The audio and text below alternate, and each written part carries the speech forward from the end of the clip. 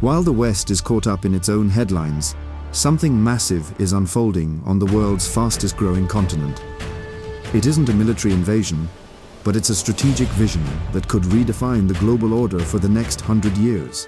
This is China's plan for Africa, and it's happening right out in the open. What we're about to break down goes way beyond a few trade deals. First, let's be clear. This isn't some conspiracy. China's strategy is well documented and openly discussed.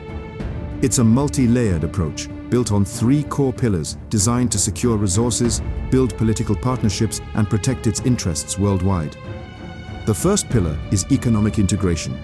It's about securing the minerals that will fuel the 21st century. The second is political partnership. This involves creating a solid bloc of allies that vote with China at the United Nations. And the third is a growing strategic presence. It's a calculated military footprint designed to safeguard these enormous investments. For many, this isn't a future event, it's happening now. At the heart of China's strategy is its need for Africa's natural resources.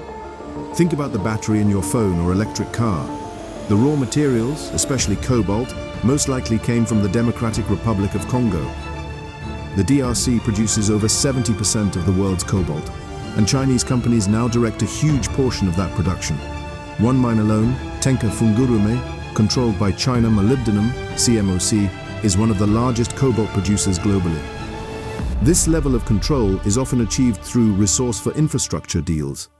Beijing finances billions for new railways, ports, and highways. In return, it gets long-term mining rights, locking in access to resources for decades to come. But the strategy has taken a new turn.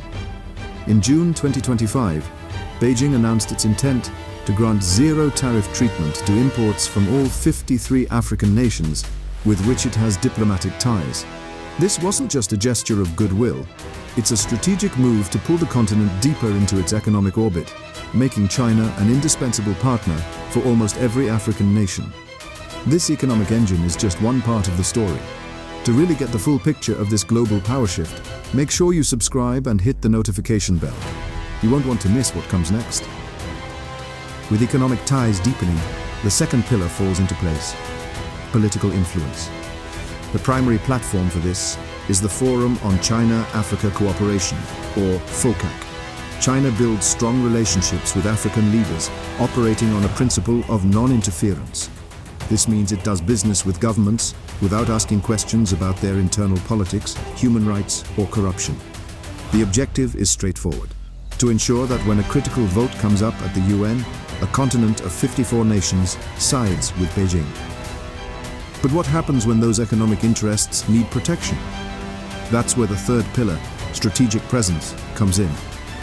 China established its first ever overseas military base in Djibouti in 2017, a location that oversees one of the planet's most critical shipping lanes. And the military cooperation is getting stronger. In 2025, China and Egypt held their first ever joint Air Force drills. Eagles of Civilization 2025, signaling a new level of military partnership.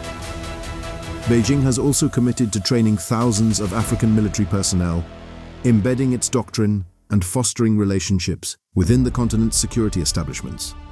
This isn't about conquest, it's about control, protecting the ports, mines, and infrastructure that are vital to its global strategy. So, what is China's grand plan? The truth is, it was never really a secret. It's a bold, patient, and methodical strategy to secure its own future by linking it directly to the future of Africa.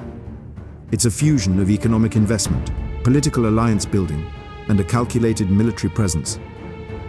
This approach ensures China has the resources for its industries, the votes for its global policies, and the power to protect it all. While the West debates its changing role in the world, China is actively building a new one. The real question isn't just what China is doing in Africa, but what this means for the global balance of power. What are your thoughts? Let me know in the comments below.